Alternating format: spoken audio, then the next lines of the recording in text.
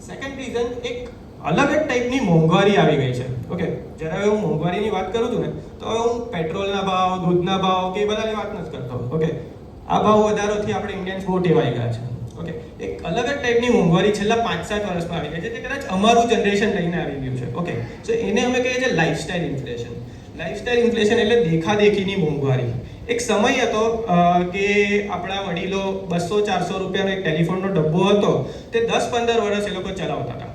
આજે અગર તમારા ઘરમાં ફેમિલી ઓફ 4 હોય તો તમે જોજો કે દર બીજે વર્ષે એવરી ઓલ્ટરનેટ યર એક ઘરમાં ફોન આવે છે, જે 20,000 થી ઓછો નીચેનો હોતો નથી. ઓકે, ખિસ્સામાં પૈસા હોય કે નહીં હોય, ઇન્વેસ્ટમેન્ટ ચાલુ છે કે નહીં, સેવિંગ્સ કરીએ છે કે નહીં, બટ ઈએમઆઈ ઉપર ફોન નવો લેવાનો. ઓકે, સો આ યંગ જનરેશનની મેન્ટાલિટી છે બેઝિકલી. ઓકે, બીજું એક એક્ઝામ્પલ દઉં તો એક ટાઈમ હતો જ્યારે આપણે શોપિંગ જવા માટે, બહાર ડિનર જવા માટે એક ડેટ નક્કી કરતા હતા.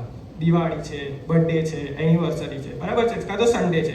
આજે બિકોઝ ઓફ અમેઝોન અને મિન્ટ્રા અને ઝોમેટો અને સ્વિગી, એવરી 15 ડેઝ એક નવો સેલ આવી જાય છે, be it your big billion sale, be it your દિવાળીનો સેલ કે કઈ બી ટાઈપનો સેલ, અને આપણે અનનેસેસરી ખર્ચા એમાં કર્યા કરીએ છીએ. અહીંયાથી ઘણા લોકો બેઠા છે જે કાફી એચએનઆઈ લોકો છે. ઓકે, બટ આમાંથી એચએનઆઈ એટલે high net individual. Okay, HNI લોકો બી આમાં પાછળ નથી રહ્યા, આનાથી બચી નથી શક્યા. રીઝન કે જે સ્પીડ પર તમારી ઇન્કમ વધે છે ને, એ જ સ્પીડ પર તમારી લાઈફસ્ટાઈલ બી વધી રહી છે. આ ખાલી 2 એક્ઝામ્પલ નાના મેં દેખાડ્યા છે.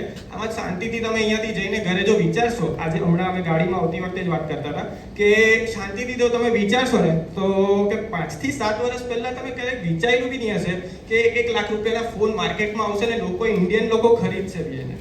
ઓકે, 7 વર્ષ પહેલા જે ફ્રીક્વન્સીથી આજે ગાડી બદલાય છે, જે ફ્રીક્વન્સીથી વેકેશન માટે લોકો ફોરેન જાય છે, આ બધું શું છે? દેખાદેખીનું ઇન્ફ્લેશન. સો સૌથી ઇમ્પોર્ટન્ટ વસ્તુ જે આજે ફાઇનાન્શિયલ પ્લાનિંગ જેના માટે જોઈએ છે, કે ગઈકાલની લક્ઝરી આઇટમ આજની નેસેસિટી થઈ ગઈ છે.